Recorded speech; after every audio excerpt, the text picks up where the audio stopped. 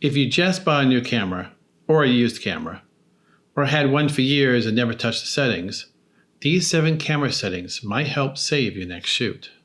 Number 1. Turn off release without card. If there is no SD card in the camera should not be able to take a photo.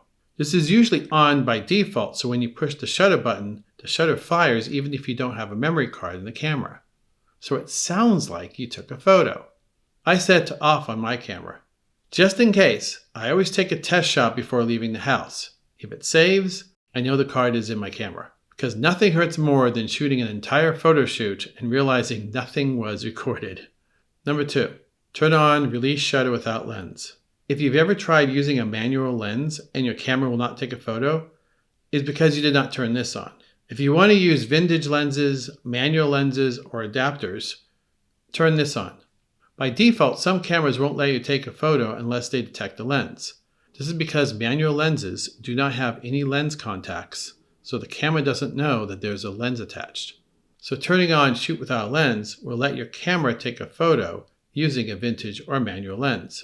Number 3, adjust the diopter. If your photos look sharp on the screen, but blurry or not as sharp through the viewfinder, it is probably the diopter. The diopter adjusts the viewfinder to your eyesight, not the lens. So if you wear glasses, you can adjust it to your eyes to have the viewfinder in focus. Just point the camera to some text, look through the viewfinder, and adjust it until the text is sharp. Number 4, set image quality to RAW plus JPEG. When I started taking pictures, I was using a film camera. It was great. All I had to do was worry about framing and composition. I sent the film to a store and they developed them. I didn't have to worry about developing them or editing them. So when I bought my first digital mirrorless camera, I just left the settings to JPEG. I didn't have to worry about editing. Now the problem is that I know how to edit photos, but those early pictures are in JPEG. So you can only push the edit in JPEG so far. Like if something is underexposed, it might be more difficult to recover the image since the information in the highlights and shadows is lost when you're using JPEG. Now I shoot RAW plus JPEG. JPEGs are still good for quick sharing since they are smaller in size than RAW files.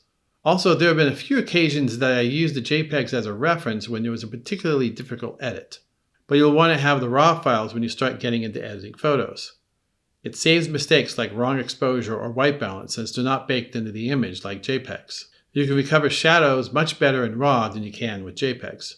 So set it to RAW plus JPEG, so you can have both options when you need them. Number 5, turn off assist beam.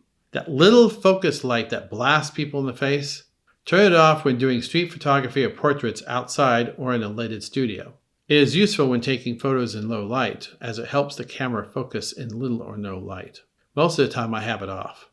Number 6, turn off the beeping. Your camera does not need to sound like a microwave. Turn off the beeps. The only exception, I keep the shutter sound for portraits to let the model know that the picture has been taken and they can change their pose. Number 7, set the date and time. If your camera is new, it may prompt you to set it. But if your camera is used and is new to you, it might be something you forget until you import your photos and can't find them. Your photos are organized by metadata.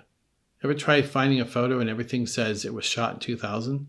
The second reason is if you're using 2 cameras and not set exactly correct, and you upload the photos into something like Lightroom, the photos will not be in order between the 2 cameras. This helped when I was using 2 cameras with a 3-model photo shoot. As a bonus tip, if you have 2 or more cameras, change the camera file names. This is the 3 or 4 letters in front of the numbers of the file name of the photo. You can change it to any letters you want. On my Sony a6000, I kept it DSC.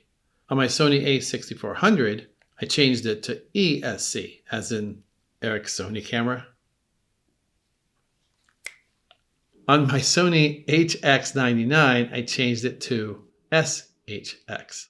If you want more photography videos, click this video or click this playlist.